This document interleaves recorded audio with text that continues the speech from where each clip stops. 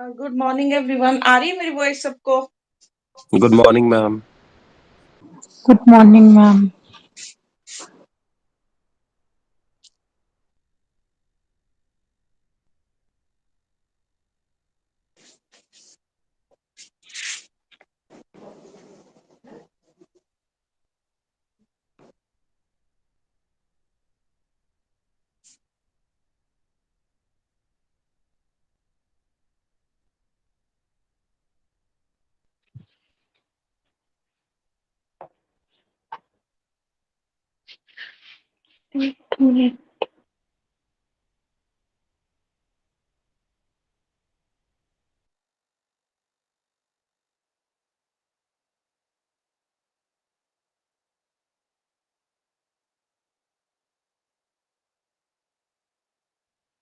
कल जो मैंने प्रॉपर्टीज लिखवाई थी रिवाइज की है सबने? Yes yes ma'am. मैम।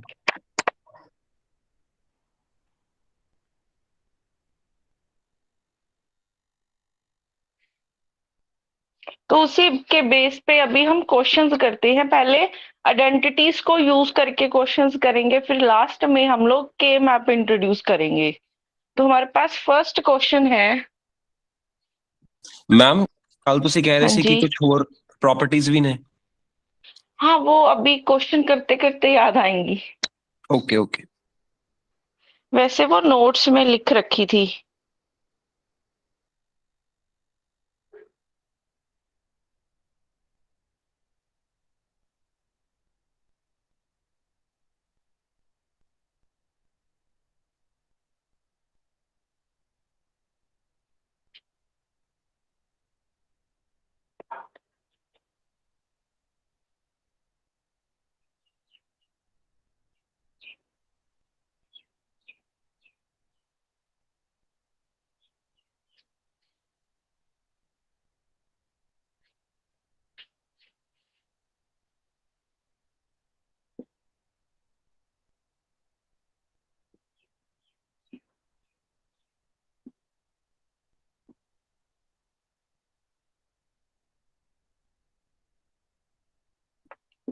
इसको सॉल्व करना है हमने।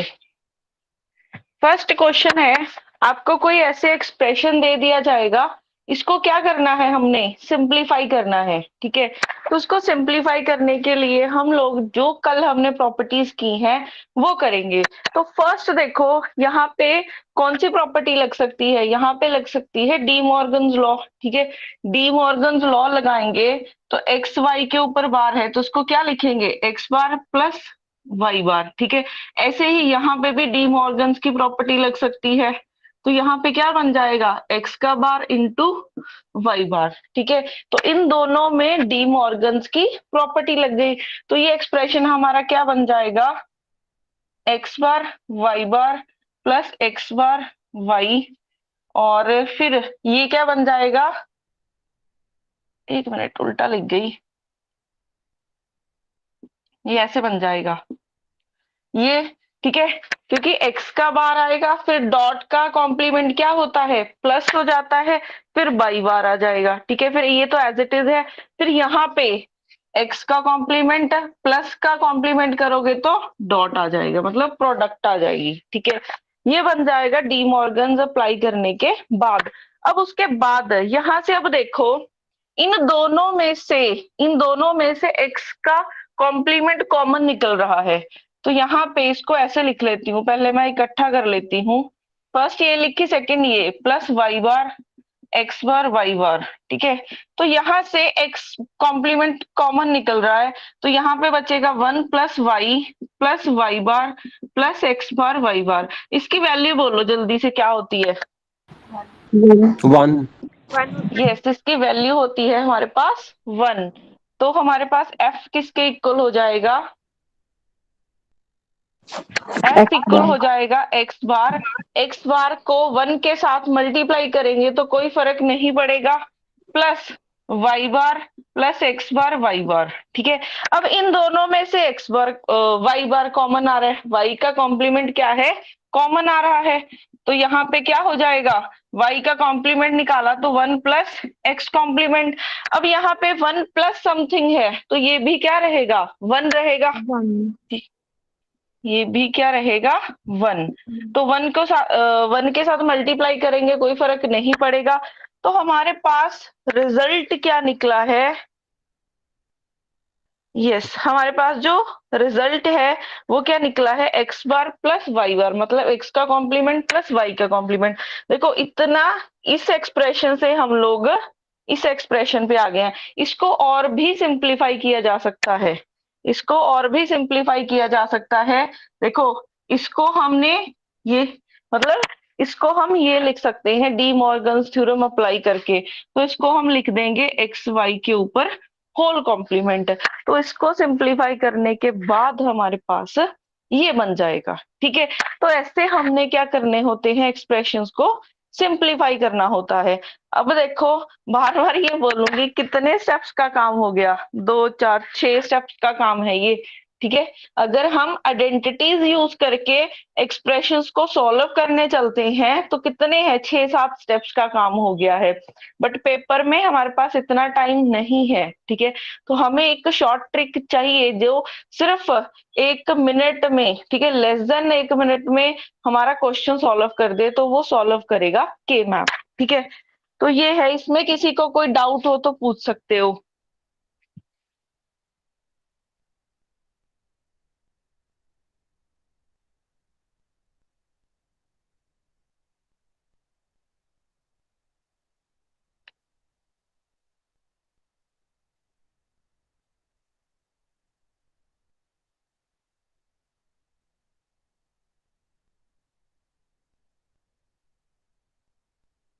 नेक्स्ट क्वेश्चन लिखो।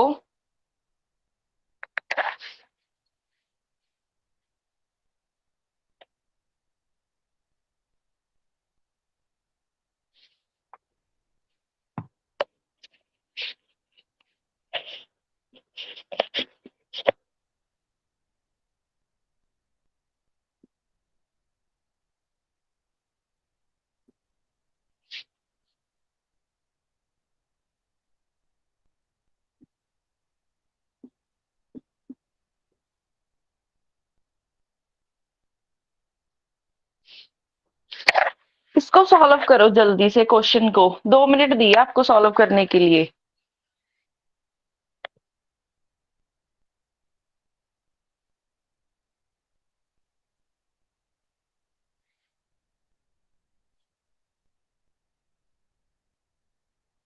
A bar plus C. देखते हैं बाकियों का क्या आंसर आता है।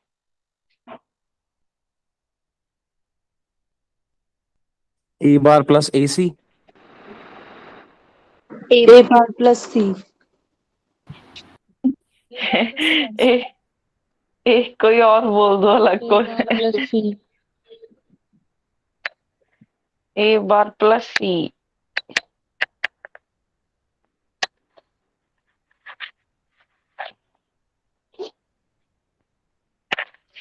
तो देखो यहां से ए बार कॉमन निकल रहा है, तो अगर आप यहां से ए बार कॉमन निकालोगे तो इधर क्या बचेगा, बी प्लस बी बार। ठीक है, इधर क्या निकलेगा, सी कॉमन निकल जाएगा, तो सी कॉमन निकलेगा, इधर बचा ए बार, इधर बचा ए। अब हमें प्रॉपर्टी पता है कि b प्लस बी बार को क्या लिख सकते हैं, 1। ऐसे ही ए बार इंटू ए को क्या लिख सकते हैं, 1। तो ये भी 1 हो जाएगा, ये भी 1 हो जाएगा। ठीक है, तो यहां से बचेगा ए बार प्लस सी, ये आएगा आंसर। ये तो सिर्फ एक ही स्टेप में आ गया आंसर।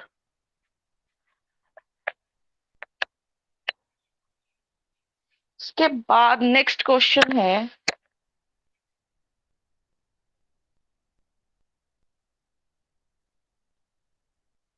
इसको लिख लो जल्दी से, अगर किसी को नहीं पता समझ में आया तो पूछ सकते हो।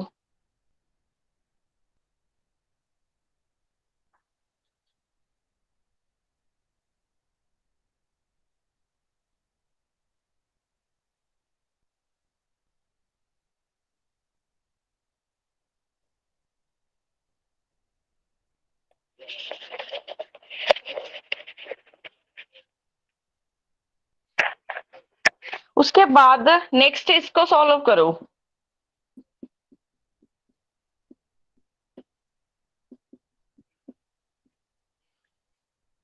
एक मिनट है सिर्फ सॉल्व करने के लिए, इसको सिंप्लीफाई करो।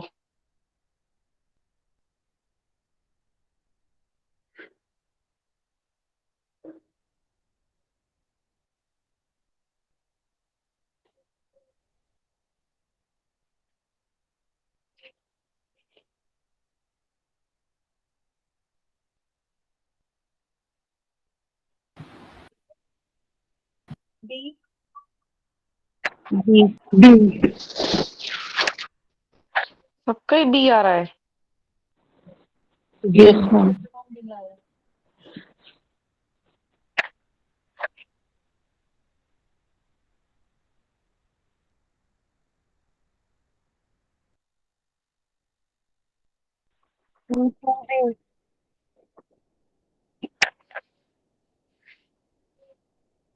बी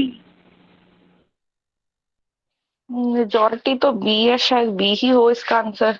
ये नेक्स्ट मैम क्वेश्चन टू है। भी आ रहा है। मैम टू भी आ रहा है मेरा। टू बी, टू बी तो कभी आ ही नहीं सकता। एक मिनट रुको, करवाती हूँ इसको मैं।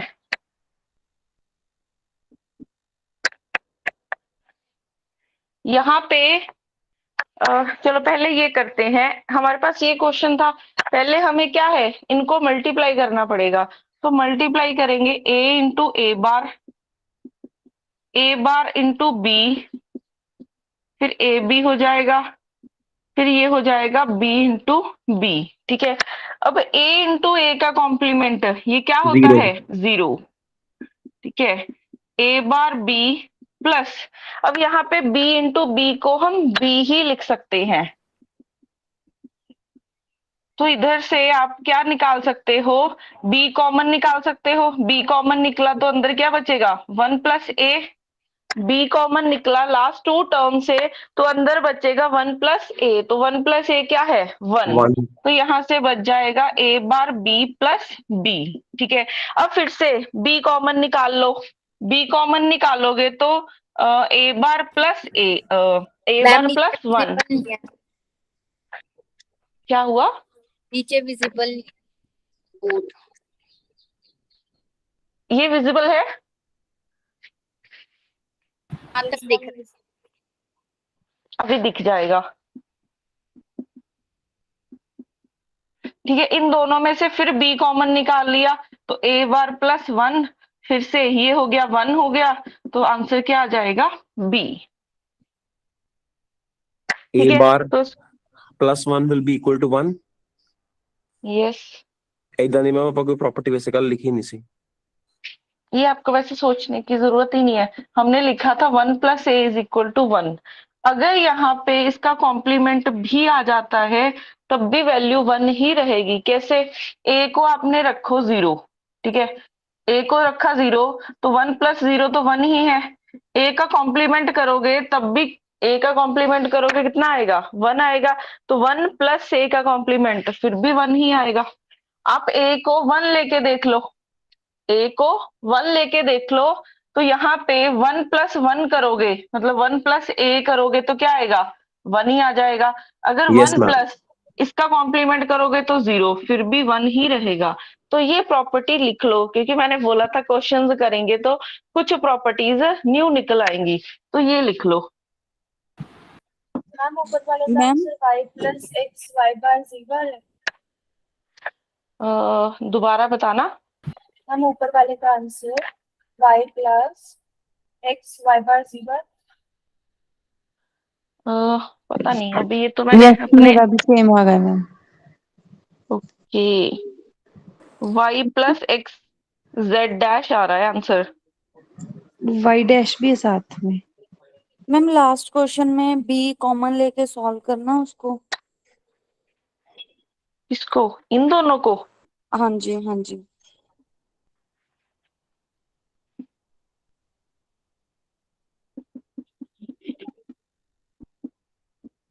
बी टोटली कॉमन ले लिया। आ गया मैम, आ गया, आगे उससे भी आ गया मैम। Thank you. ये हो जाएगा 1, 1+1 1, 1 इंटू बी, फिर भी बी रहेगा। हाँ, आपने 1+1 2 कर दिया होगा, 1+1 1 ही होता है। मैम अगर बी प्लस बी करेंगे तो आंसर बी आएगा। Yes, okay. ठीक है। ए इंटू ए करते हैं तब भी ए आता है, ए प्लस ए करोगे तब भी ए ही आएगा। अच्छा, अब उसके बाद नेक्स्ट लिख रखा है। मैम वॉइस नहीं आ रही।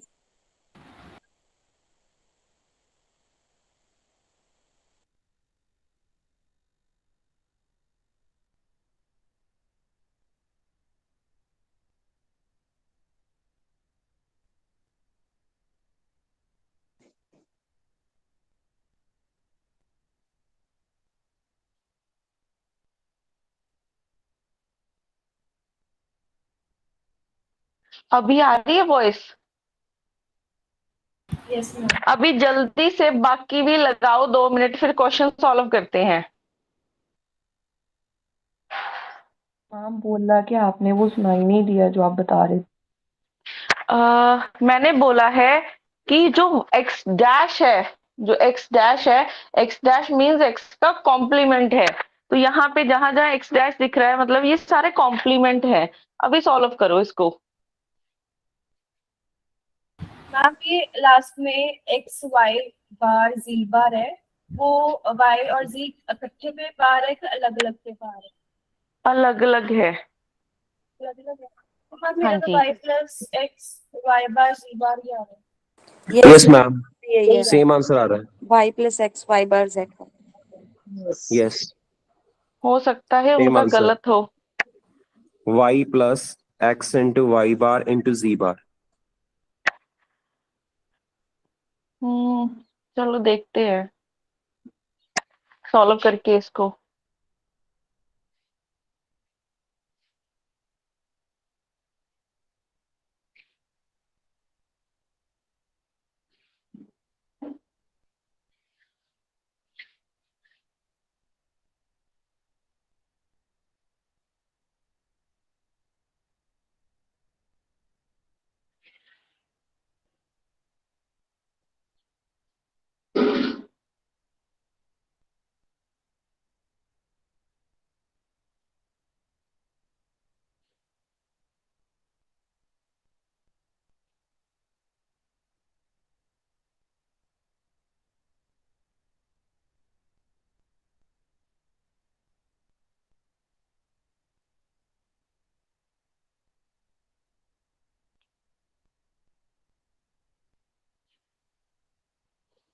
आप ना 1 मिनट रुकोगे?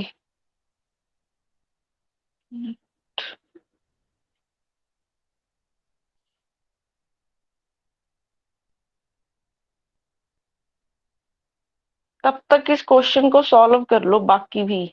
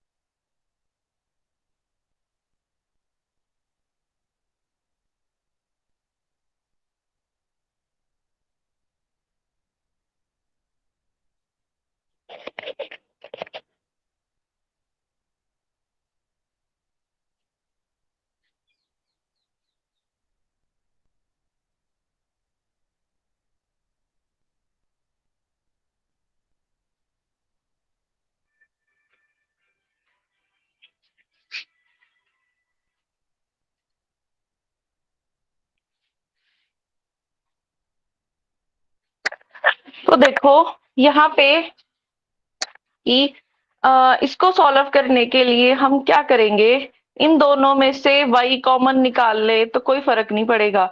बट हाँ, इन दोनों में से अगर y कॉमन निकाल ले तो हमारे पास एक टर्म कैंसिल हो जाएगी।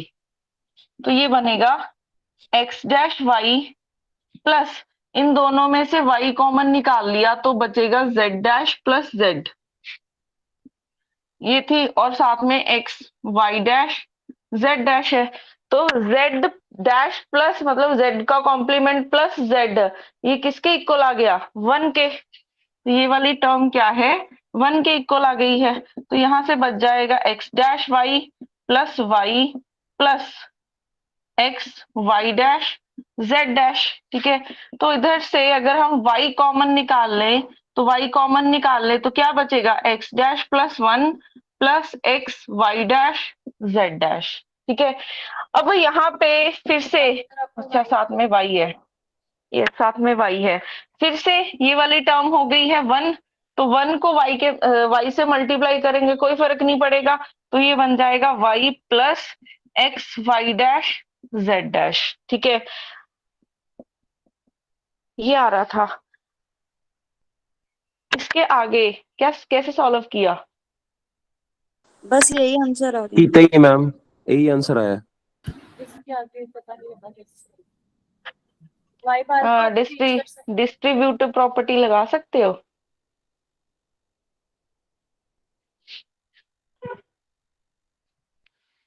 यहाँ पे डिस्ट्रीब्यूटिव प्रॉपर्टी लगा सकते हो। वो तो मैम आपने a प्लस बी सी के लिए नहीं बताई थी, यहाँ तो a plus b c d. But 3 के लिए लगेगी नहीं ये। 3 के लिए नहीं लगेगी, क्या हुआ, 3 के लिए नहीं लगेगी ये प्रॉपर्टी, इसलिए 5 को 1 plus y कॉम्प्लीमेंट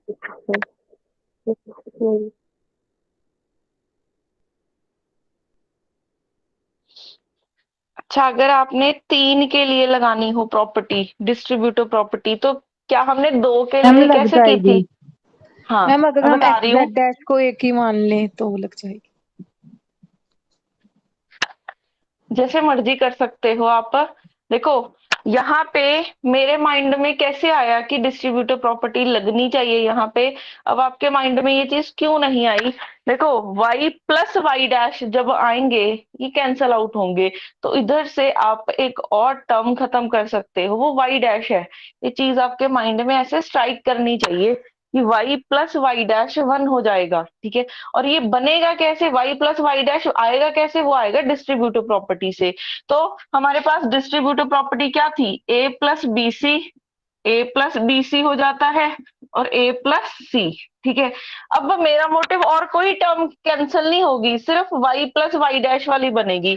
तो एक स्टूडेंट ने जैसे बोला था कि हम इसको ऐसे लिख लेती हूँ मैं, इन दोनों को हम एक टर्म बना लेते हैं, एक इसको एक टर्म बना लेते हैं, तो यहां से क्या हो जाएगा, y plus x z dash y dash, तो ये बन जाएगा पहले y का इस टर्म के साथ फिर इसके साथ, ठीक है, फिर y प्लस वाई डैश, तो ये बन जाएगा 1, तो यहां से क्या आ जाएगा, y plus x z dash, ठीक है। ये आ जाएगा आपके पास answer, y plus x z dash आपके पास आंसर आ जाएगा।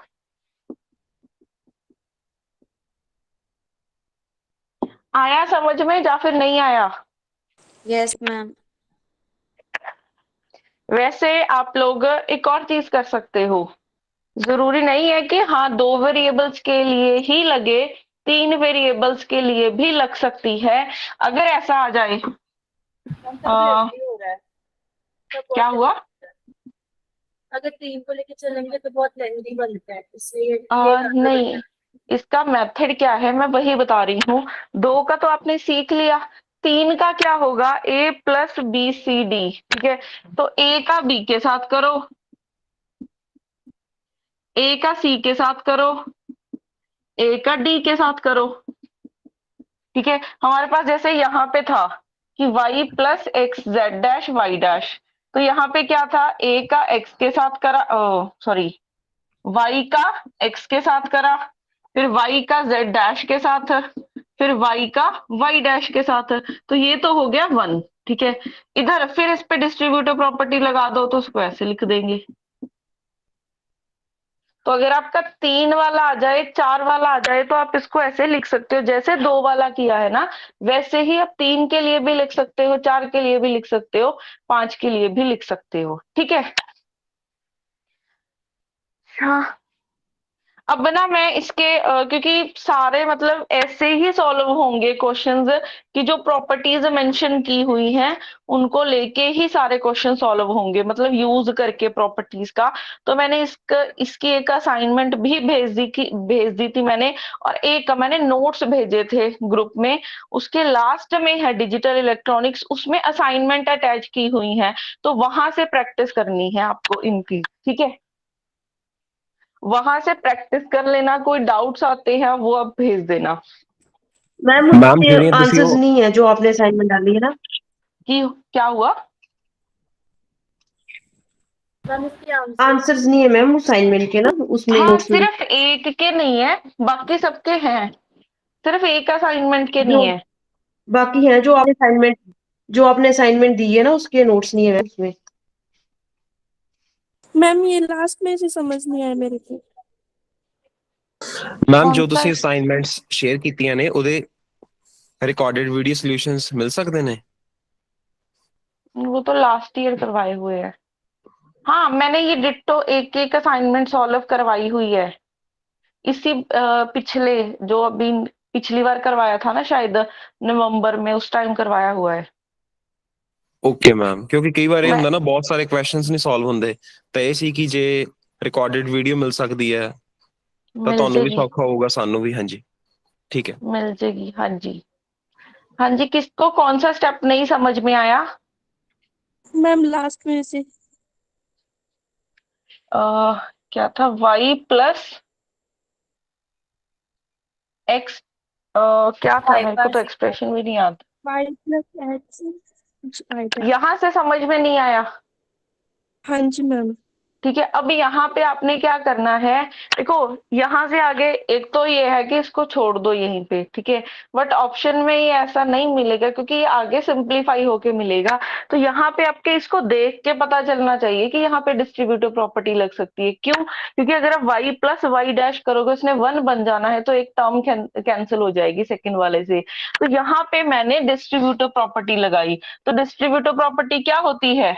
इसका इसके साथ, इसका इसके साथ, इसका इसके साथ। तो पहले y का x के साथ करा, ठीक है, फिर y का z डैश के साथ हो जाएगा, फिर y प्लस वाई डैश, ये वाला क्या हो गया 1, तो इधर बन जाएगा y plus x y plus z dash. ठीक है, 1 को मल्टीप्लाई करेंगे कोई फर्क पड़ेगा ही नहीं, तो ये वाली टर्म बन गई। अब यहाँ पे फिर से डिस्ट्रीब्यूटिव प्रॉपर्टी हमारे पास क्या होती है? a plus b c. अगर मैं 2 वेरिएबल्स के लिए लिखूं तो इसको हम लिखते हैं a प्लस बी, पहले a का इसके साथ, फिर a का c के साथ। ठीक है, तो ये वाली टर्म को मैं ये लिख सकती हूँ। तो यहाँ पे देखो वही वाली टर्म है ना, इधर भी a है, इधर भी a है, फिर यहाँ पे 2 डिफरेंट वेरिएबल्स हैं, तो मैं इसको क्या लिख सकती हूँ? y plus x z dash. ये हमारा आंसर हो जाएगा। ठीक है, ये नहीं आंसर होगा, ये वाला आंसर आएगा। क्लियर है अभी ये? Yes ma'am. ठीक है, तो इसकी असाइनमेंट मैं ग्रुप में भी दोबारा से शेयर कर दूंगी। ठीक है, वो आप प्रैक्टिस कर लेना, मतलब आइडेंटिटीज को यूज करके कैसे सॉल्व करना है। अब उसके बाद हमारे पास नेक्स्ट आता है शॉर्ट ट्रिक के, मतलब इन्हीं एक्सप्रेशंस को सॉल्व करने के लिए हम करेंगे शॉर्ट ट्रिक, वो है के मैप। बट के मैप करने से पहले आपको कुछ टर्म्स का पता होना चाहिए, जैसे पीओएस फॉर्म क्या होती है, एसओ फॉर्म क्या होती, एसओपी फॉर्म क्या होती है। तो आपको 2 चीजों का पता होना चाहिए, एक होता है पीओएस, एक होता है एसओपी। ठीक है, पीओएस का क्या मतलब है? Product of some. इसका फुल फॉर्म क्या है? Product of some. और इसकी फुल फॉर्म क्या है? सम ऑफ प्रोडक्ट। ठीक है, अब जैसे एसओपी में हमने क्या करना है? एसओपी में करना है कि पहले किया हमने प्रोडक्ट, फिर करना है सम। ठीक है, एक्सप्रेशंस में क्या होगा? पहले प्रोडक्ट किया होगा, फिर क्या किया होगा? सम। और इधर क्या होगा? पहले टर्म्स का सम किया होगा, फिर किया होगा प्रोडक्ट। फॉर एग्जाम्पल मैं ऐसे लिख दूं एक्सप्रेशन, और मैंने इधर लिखा, दो लिखी है, इनकी ही एग्जाम्पल लिखी है, एक ये टर्म लिखी है, एक ये। अगर आप इसको देखोगे, पहले देखो इन दोनों का हुआ प्रोडक्ट, इन दोनों का भी क्या हुआ प्रोडक्ट, फिर हमने क्या कर दिया, सम कर दिया। तो एसओपी में हमने यही तो बोला है कि पहले करेंगे प्रोडक्ट, फिर हम करेंगे सम। तो यहाँ पे मैंने यही चीज की है। और पीओएस फॉर्म में क्या हो रहा है, पीओएस फॉर्म में पहले मैंने किया सम, पहले मैंने इनका किया सम, फिर क्या कर दिया, इनकी इनकी प्रोडक्ट कर दी। ठीक है, तो इसके नाम से ही पता चलता है कि ये टर्म्स क्या है। तो अगर ये ऐसे वाली टर्म, मतलब ये वाले एक्सप्रेशन को हम क्या बोलेंगे कि एसओपी फॉर्म में प्रेजेंट है, मतलब सम ऑफ प्रोडक्ट फॉर्म में प्रेजेंट है। और अगर इस फॉर्म में आ जाए तो इसको हम क्या बोलेंगे कि ये पीओएस में प्रेजेंट है, प्रोडक्ट ऑफ सम में प्रेजेंट है, क्योंकि पहले यहाँ पे सम हुआ है, फिर बाद में क्या हुआ है, प्रोडक्ट हुआ है। ठीक है, अब फॉर्म तो पता चल गई होगी।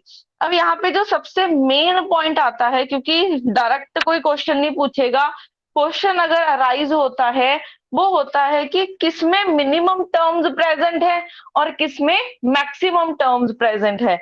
अब यहाँ पे एक चीज देखो, इसमें सिंपली दिख रहा है कि दो ही टर्म्स प्रेजेंट है, डायरेक्टली दिख रहा है ना कि सिर्फ दो टर्म्स प्रेजेंट है। बट अगर आप इसको देखोगे, यहाँ पे दो टर्म्स है, यहाँ पे दो टर्म्स है, तो अगर आप मल्टीप्लाई करोगे 4 टर्म्स आएंगी, यहाँ पे 4 टर्म्स आएंगी, और यहाँ पे 2 टर्म्स है। तो मिनिमम टर्म्स किसमें प्रेजेंट है, मिनिमम टर्म्स प्रेजेंट है इसमें। ठीक है, तो जो एसओपी फॉर्म होती है उसको बोला जाता है मिन टर्म्स। ठीक है, इसको बोला जाता है मिन टर्म, और इसको बोला जाता है मैक्स टर्म्स। अब आपको वर्ड पता चल गया होगा कि मैंने क्यों लगाया है इन एसओपी फॉर्म को, मैं मिन टर्म्स क्यों लेके चल रही हूँ, और पीओएस फॉर्म को मैं मैक्स टर्म क्यों लेके चल रही हूँ, क्योंकि एसओपी में मिनिमम नंबर ऑफ टर्म्स आएंगी और पीओएस में क्या आएंगी, मैक्सिमम नंबर ऑफ टर्म्स आएंगी। और जो भी हम आगे करेंगे, ठीक है, बुलियन एक्सप्रेशन में, ठीक है, अब देखो मेरा मेन मोटिव तो ये है ना, सिंप्लीफाई करना है। ठीक है, जो फिर आगे कोई भी मैं लॉजिक गेट से कुछ भी करूंगी तो मैं लेंथी मेथड से क्यों जाऊंगी कि पहले मैक्सिमम टर्म्स लिखा करूंगी। ठीक है, इसमें तो मैक्सिमम टर्म्स है ना, तो अगर मैक्सिमम टर्म्स है फिर मैं मल्टीप्लाई करूंगी, फिर मैं आइडेंटिटीज यूज करूंगी, जब के मैप लगाऊंगी, फिर उसको सिंप्लीफाई करूंगी। इससे अच्छा है कि मैं डायरेक्ट मिनिमम टर्म्स वाला ही यूज कर लूं। तो हम लोग मोस्टली क्या, सब जगह एसओपी फॉर्म यूज करते हैं। ठीक है, सब जगह एसओपी फॉर्म यूज करेंगे। ठीक है, क्योंकि उसमें मिनिमम नंबर ऑफ टर्म्स आ रही हैं। इसको आगे करने के लिए ऐसे मल्टीप्लाई करने की जरूरत नहीं है, जस्ट एक दो प्रॉपर्टीज लग जाएंगी और एक्सप्रेशन क्या हो जाता है, सिंप्लीफाई हो जाता है। ठीक है, तो इसके बेस पे क्वेश्चन अराइज अगर होगा तो वो होगा कि किसमें मिनिमम टर्म्स प्रेजेंट होती हैं और किसमें मैक्सिमम टर्म्स प्रेजेंट होती हैं।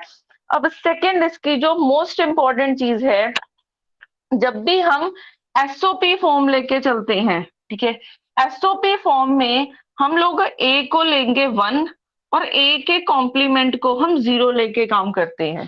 ठीक है, एसओपी फॉर्म में हम ए को लेते हैं 1 और उसके कॉम्प्लीमेंट को हम 0 लेके काम करते हैं।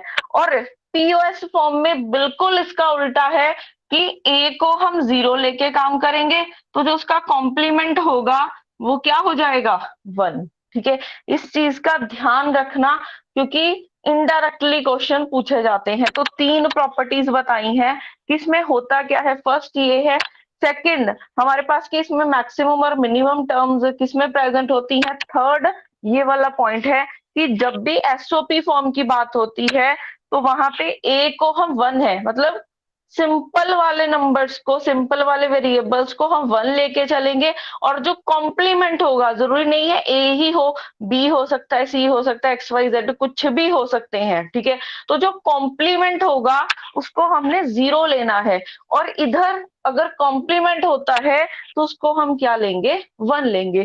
तो एसओ और एसओपी और पीओएस फॉर्म में आपको ये 3 प्रॉपर्टीज पता होनी चाहिए, ठीक है। अब जैसे इसके बेस पे ही आगे हम लोग करते हैं के मैप। क्लियर है सभी को ये कि टर्म्स क्या होती हैं? Yes ma'am. अच्छा, अब उसके बाद नेक्स्ट हम करते हैं के मैप।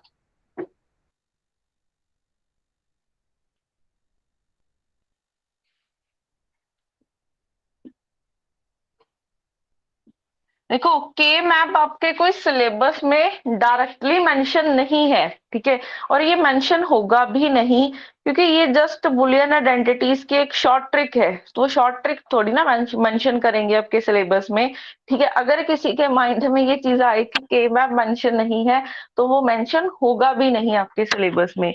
के मैप सबसे पहले यहाँ पे के मैप के लिए आपको क्या पता होना चाहिए? के मैप फुल मतलब फॉर्म जस्ट, की है मैम ਇਹਦੀ फुल फॉर्म भी कुछ ਹੁੰਦੀ है ना ਇਹਦੀ के मैप दी? के स्टैंड्स फॉर? मेरे को वो याद नहीं है। ओके, वो ना नोट्स में दे रखी है, वहां से देख कुछ लेना। ਹੁੰਦਾ ना वैसे? हाँ जी, होता है, कुछ बड़ी सी होता है, मेरे को याद नहीं है क्या होता है। अच्छा, के मैप में हमारे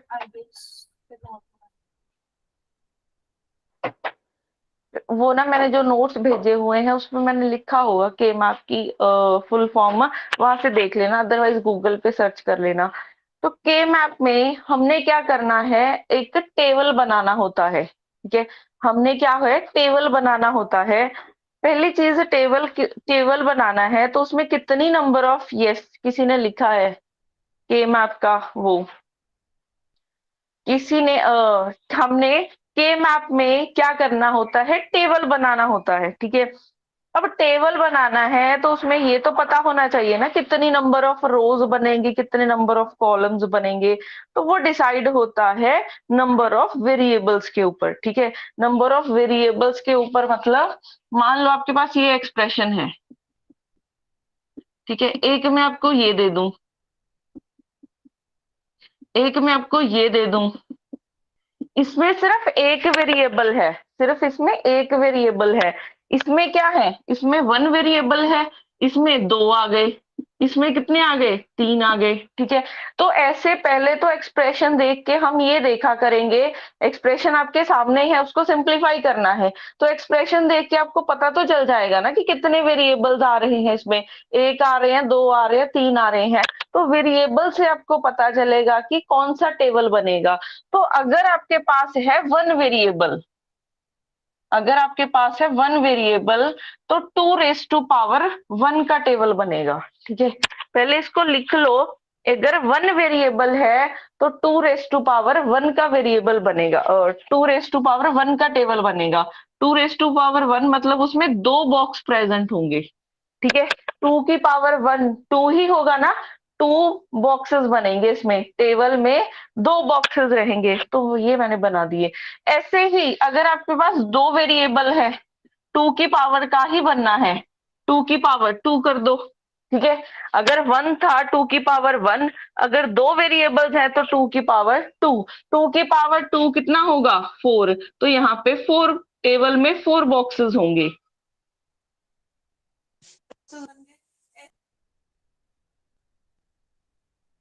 मैम वॉइस नहीं आ रही।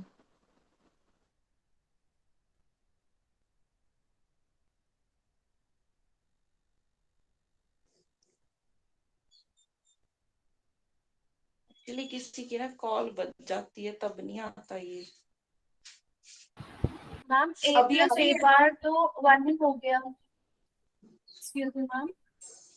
हाँ जी, मैम ए प्लस ए बार तो 1 ही हो गया, वो वेरिएबल तो रहा ही नहीं, तो एक बाइनरी फॉर्म बन गया था। ए बार की जगह ए कर लो। मतलब जस्ट एक एग्जांपल है कि एक वेरिएबल प्रेजेंट है।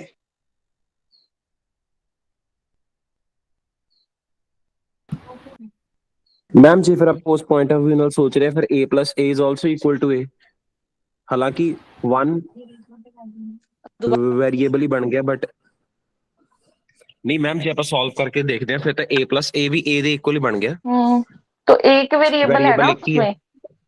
हाँ जी फिर ਉਹਨੂੰ a plus a ਲਿਖਣ ਦਾ ਕੀ ਫਾਇਦਾ, ਸਿੱਧਾ a ਹੀ ਲਿਖ ਲਓ, वो तो ਸਿੱਧਾ ਹੀ ਪਤਾ जस्ट ਲੱਗ ਜਾਊਗਾ मैंने ਕਿ वन वेरिएबल है। वो तो मैंने जस्ट एक एग्जांपल दी है। आप ओके ऐसे मत जाओ कि इसको ए प्लस ए को ए लिख सकते हैं, नहीं, जस्ट एग्जांपल दी है कि एक वेरिएबल प्रेजेंट है। अच्छा, अगर हमारे पास 3 वेरिएबल्स हैं, ठीक है, अगर हमारे पास 3 वेरिएबल्स हैं तो 2 की पावर 3 कितना होगा 8, तो 8 का बनेगा, ये बन जाएंगे, 4 ऊपर है 4 नीचे, तो टोटल 8 बन गए। और अगर आपके पास हो जाए 4 वेरिएबल्स,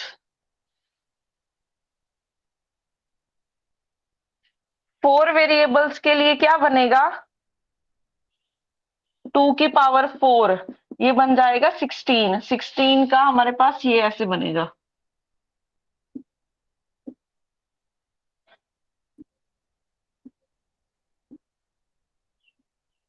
और इसको जनरलाइज कर देते हैं कि अगर n वेरिएबल्स हैं, n वेरिएबल्स के लिए 2 की पावर n का टेबल बनेगा, मतलब 2 raise to power n boxes होंगे उस टेबल में। तो अगर 1 वेरिएबल है तो 2 बने, अगर 2 वेरिएबल है तो 4 बने, अगर 3 है तो हमारे पास 8 बन जाएंगे, अगर 4 वेरिएबल्स हैं तो हमारे पास कितने का बनेगा, 16 का बनेगा, मतलब 2 की पावर का बन रहा है। ठीक है, तो सबसे पहले काम यही है कि एक्सप्रेशन गिवन है आपके सामने, ठीक है, आपको दिया होगा एक्सप्रेशन, तो वहां पे उसको एक्सप्रेशन को देख के आपको क्या करना है, जस्ट ये देखना है कि इसमें कितने वेरिएबल्स आ रहे हैं। तो पता चल गया कितने वेरिएबल्स हैं, तो उसका क्रॉसपॉन्डिंग आपने क्या बना लेना है, टेबल बना लेना है। ठीक है, अब टेबल तो बना लिया, अब हम चलते हैं इसके आगे। टेबल बना के देखो, अगर एक वेरिएबल है तो सिंगल आपके पास, क्योंकि ये इंपॉर्टेंट है जो मैं अभी लिखने जा रही हूँ, इसको ध्यान से समझ लेना कि अगर एक वेरिएबल है, ठीक है, इसमें एक वेरिएबल है तो मैं ए लेके चलती हूँ, तो यहाँ पे आपने लिखना है ए बार, इसके ऊपर लिखना है ए, ठीक है, इस बॉक्स के ऊपर क्या लिखना है ए बार, और इस बॉक्स के ऊपर क्या लिखोगे ए। अब जब हम 2 वेरिएबल्स पे चलते हैं, 2 वेरिएबल्स मतलब मान लो एक ए है एक बी है, ठीक है, एक ए है एक बी है, तो यहाँ पे हमारे पास इधर मैं लिखूंगी ए,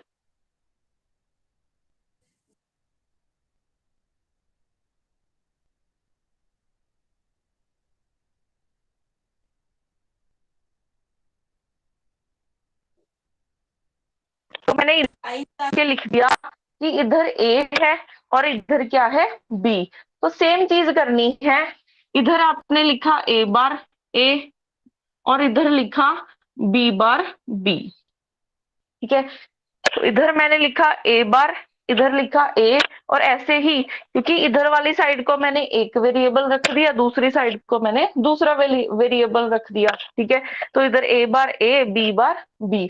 अब ये 2 वेरिएबल्स के लिए है, अगर हम थर्ड पे चलते हैं, थर्ड में देखो इधर 2 बॉक्सेस हैं, इधर है 4, तो मैं एक तरफ लिखूंगी ए, दूसरी तरफ लिखूंगी बी सी, ठीक है, दूसरी तरफ मैं क्या लिख दूंगी बी सी, जो क्योंकि टोटल 3 वेरिएबल्स है ना, तो 1 2 3 हो गए। अब इधर 2 ही बॉक्सेस हैं, 2 बॉक्सेस के लिए आपको पता है कैसे लिखना है, इधर मैं लिखूंगी ए बार, इधर लिखूंगी बी बार, बट जब आपके पास 2 आ जाए, ठीक है, 2 के कॉम्बिनेशन कितने बनते हैं 4, ठीक है, 2 के आपके पास कितने कॉम्बिनेशन बनेंगे 4 कॉम्बिनेशन बनेंगे। अब इसको लिखना कैसे है, जैसे मैं लिखूंगी डिट्टो आप लोगों को याद करना है, वो पहले आता है बी बार सी बार, मतलब दोनों के ऊपर कॉम्प्लीमेंट, फिर आता है सेकंड के ऊपर कॉम्प्लीमेंट हटा दो, फिर आ जाएगा बी सी, फिर आएगा बी सी बार, ऐसे लिखा जाता है।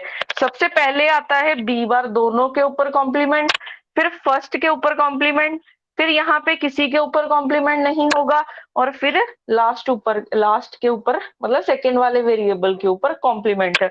ये फर्स्ट टाइम आपको लगेगा कि कितना मुश्किल है इसको याद करना, बट जैसे जैसे हम इसके क्वेश्चंस प्रैक्टिस करेंगे ना, ये आपकी चीज ऐसे ही टिप्स पे हो जाएगी। ठीक है, प्रैक्टिस करने से आएगी ये चीज। ठीक है, अब ये चीज हो गई है 3 वेरिएबल्स के लिए इन बॉक्स की नेमिंग।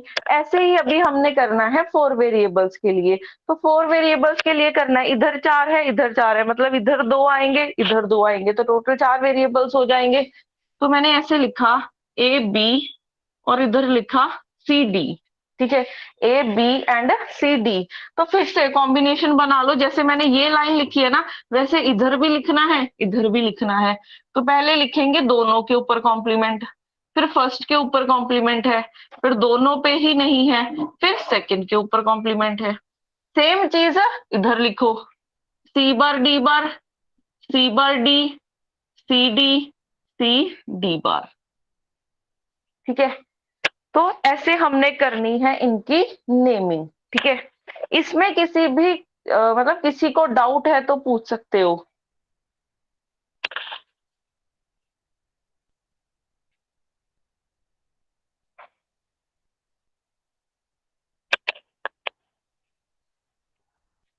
वैसे ये अभी आपके याद होंगे भी नहीं, याद होंगे प्रैक्टिस से। ऐसे इसको 2-4 बार जब हाथ कॉपी पे लिखोगे ना अपने हाथों से, जब प्रैक्टिस करवाऊंगी तब याद होंगे ये।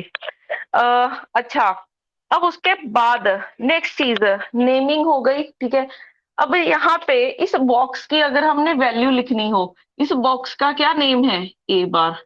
इस बॉक्स की वैल्यू, क्योंकि और तो कोई है ही नहीं, सिंगल वेरिएबल ही है। ठीक है, तो इसके लिए ए बार है, इसके लिए ए।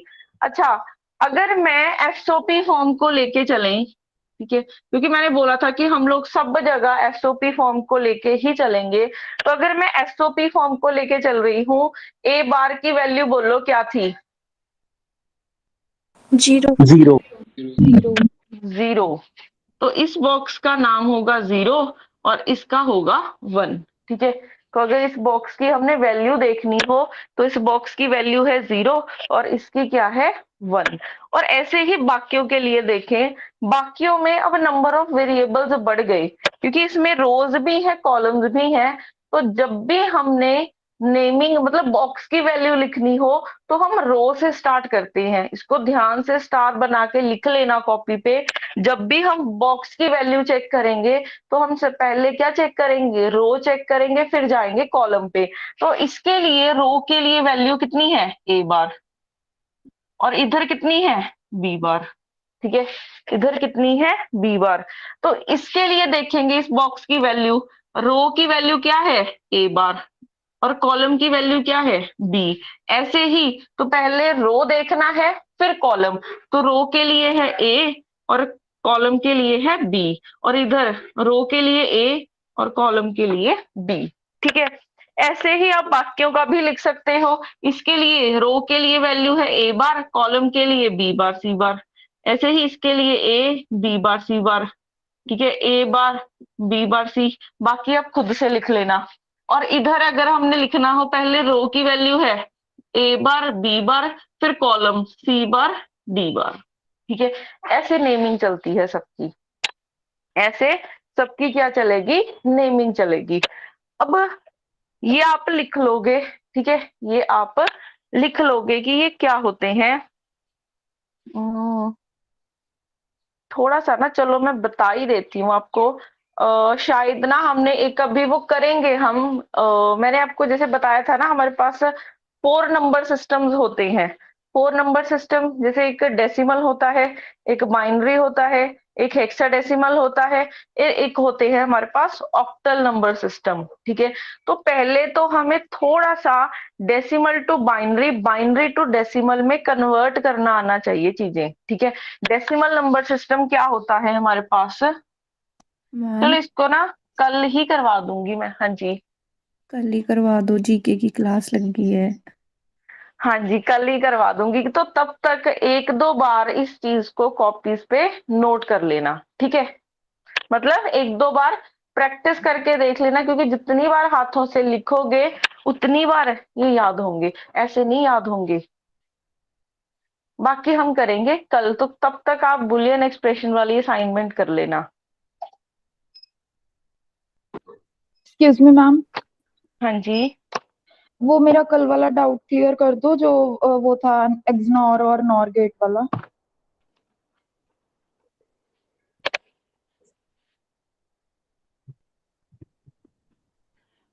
जो दूसरे स्टूडेंट्स है ना जिनकी जीके की क्लास चल गई है, वो कर सकते हैं, लेफ्ट उधर ज्वाइन कर लो आप। मैम साथ में ना जो कल आपने असाइनमेंट डाली थी ना एक स्क्रीनशॉट, उसका भी आंसर्स बता देना मैम प्लीज। हाँ जी, वो डाल आंसर्स दूंगी मैं। कंफर्म करवा देना मैम उसके। Thank you ma'am. हाँ जी हाँ जी। मैम फिजिक्स का कितना सिलेबस हो गया हुआ है? फिजिक्स का न्यू स्टूडेंट्स के लिए तो कल से ही स्टार्ट हुआ है। ओके। सिर्फ आपको ये डिजिटल इलेक्ट्रॉनिक से स्टार्ट हुआ है, और अभी लास्ट 3 डेज ऑप्टिक्स स्टार्ट होगी। मैम क्वांटम्स के बाद क्या सब्जेक्ट स्टार्ट करना है सर ने? न्यूक्लियर।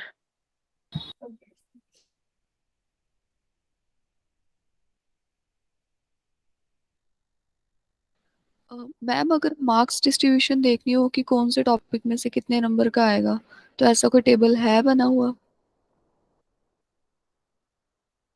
मार्क्स पंजाब के लिए कर रहे हो ना प्रिपेयर? हाँ जी।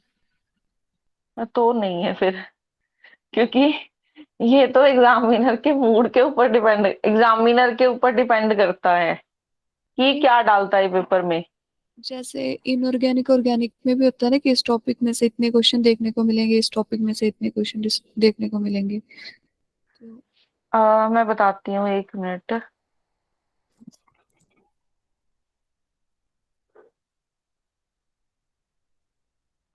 एक्चुअली फिजिक्स में क्या रहता है, इक्वल डिस्ट्रीब्यूशन नहीं है मार्क्स की। ठीक है, इक्वल डिस्ट्रीब्यूशन क्यों नहीं है मार्क्स की?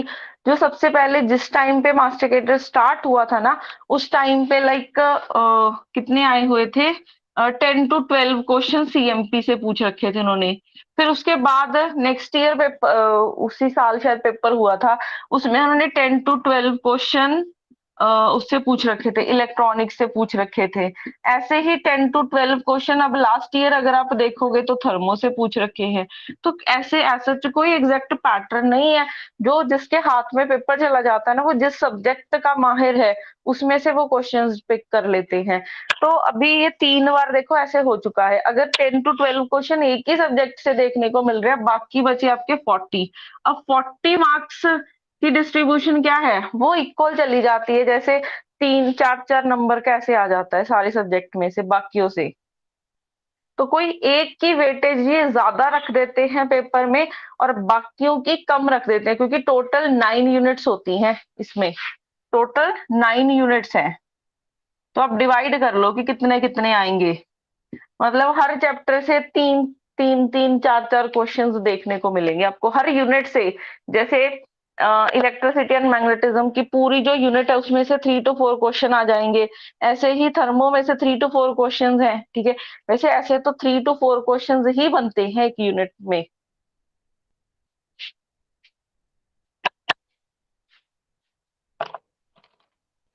अच्छा, इसका क्वेश्चन था, 1 मिनट।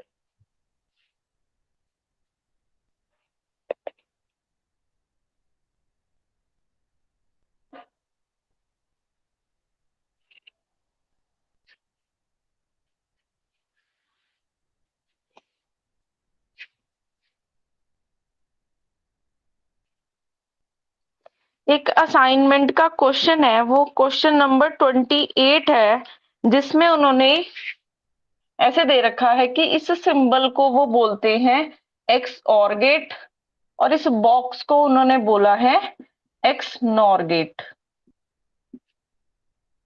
ये है।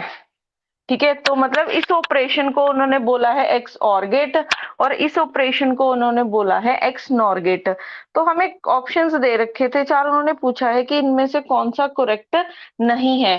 जैसे फर्स्ट ऑप्शन था इसका P फिर ये एक्स और गेट आ गया क्यू, इसके कंप्लीट के ऊपर कॉम्प्लीमेंट है, और फिर ये है, मतलब इन दोनों के बीच में एक्स नॉर गेट लगा हुआ है। ठीक है, अब हम इसको देखते हैं।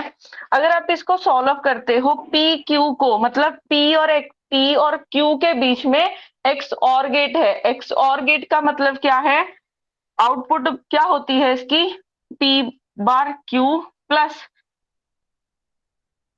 पी क्यू बार, ये हो जाएगा। ठीक है, क्योंकि इन दोनों में अगर हम एक्स और ऑपरेशन लगाएंगे तो उसकी आउटपुट ये रहेगी, फिर उसके ऊपर है कॉम्प्लीमेंट। तो अगर इसके ऊपर है कॉम्प्लीमेंट, इसको कैसे सॉल्व करोगे, इसको कैसे सॉल्व करोगे, इसके ऊपर डी मॉर्गन्स थ्योरम लगाओगे, पी कॉम्प्लीमेंट क्यू, इसके ऊपर कॉम्प्लीमेंट प्लस हो जाएगा, प्लस का कॉम्प्लीमेंट डॉट, फिर इसका कॉम्प्लीमेंट हो जाएगा। ठीक है, फिर से इसके ऊपर डी मॉर्गन्स थ्योरम अप्लाई करो, पी का डबल कॉम्प्लीमेंट, डॉट है तो प्लस हो जाएगा, फिर इधर क्या बनेगा, पी के ऊपर कॉम्प्लीमेंट प्लस डबल कॉम्प्लीमेंट। और अगर किसी का डबल कॉम्प्लीमेंट करते हो तो सेम ही चीज आ जाएगी, तो यहां से हो जाएगा P plus Q bar into P बार प्लस क्यू, ये बनेगा। ठीक है, अब आपने इसको क्या कर लेना है, मल्टीप्लाई कर लेना है। अगर इसको मल्टीप्लाई करोगे, पी इंटू पी बार प्लस क्या बनेगा, P into Q, Q bar into P बार plus Q bar into Q, ये वाली टर्म क्या होती है, जीरो, ये वाली टर्म क्या होती है, जीरो। तो ये बन गया है पी क्यू प्लस पी बार क्यू बार। और जो एक्स नॉर गेट है, एक्स नॉर गेट मैंने आपको क्या बताया था, अगर आप दो वेरिएबल्स में एक्स नॉर गेट अप्लाई करोगे तो पी क्यू प्लस पी बार क्यू बार, यही होता है। और यही रिजल्ट इधर निकल के आया है। तो left hand side right hand side दोनों इक्वल है, तो ये एक्सप्रेशंस तो, ये वाला एक्सप्रेशन तो हमारा इनकरेक्ट नहीं है। ठीक है, तो फर्स्ट ऑप्शन तो इसकी नहीं बनेगी। ये क्लियर है इतनी चीज? Yes ma'am. उसके बाद सेकंड,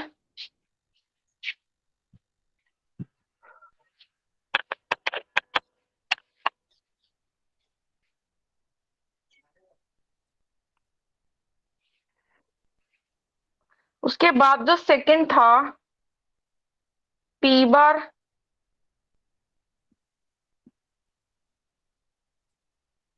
ये है।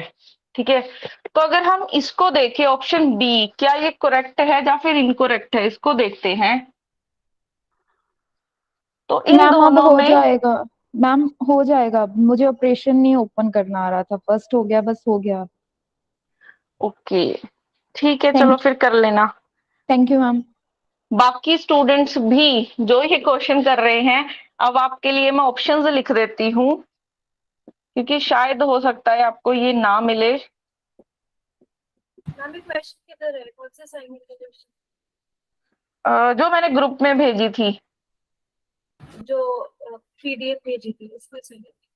हाँ जी,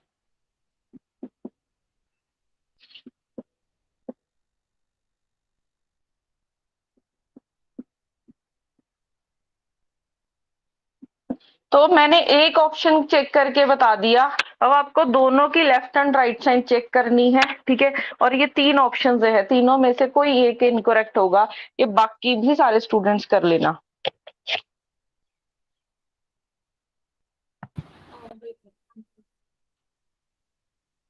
बाकी हम करेंगे कल, इसका स्क्रीनशॉट ले लो।